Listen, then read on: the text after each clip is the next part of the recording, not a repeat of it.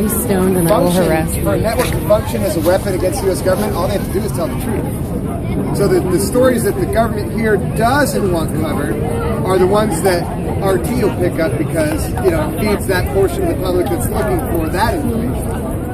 So, you know, that's how bad the state of the press here has become. That, you know, you can actually use truth as a weapon. It is pretty bad. I mean, it's a sorry state of affairs.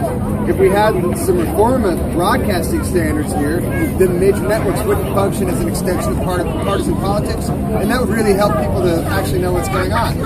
But the people that run the U.S. government really don't want people in this country to know what's going on. They would rather than just be entertained by whatever else is going on, and that's why I try to make this entertaining. Obama needs a sign to let him know we're here. So take your fingers, raise them up, and pierce the atmosphere. He needs to know that things are really screwed up. It's like an ugly video where he's two girls and we're the cup. Two girls, one cup, and I didn't even swear. Why?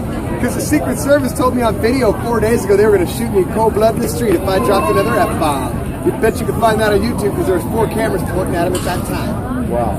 Yeah. Why? Because members of law enforcement in this country are allowed to shoot an unarmed person and they will get a paid vacation 99.9% of the time. 1,000 people are murdered in this country every year by law enforcement, and when you look at the evidence, if any regular citizen did that same action, they would be serving term for murder or at least manslaughter at minimum if they had the resources to buy down the charges. And that's how the legal system works. If you can pay for representation, you can generally get a pretty easy ride. One example, a member of the DuPont family a couple of years back got busted for molesting a 3.5-year-old.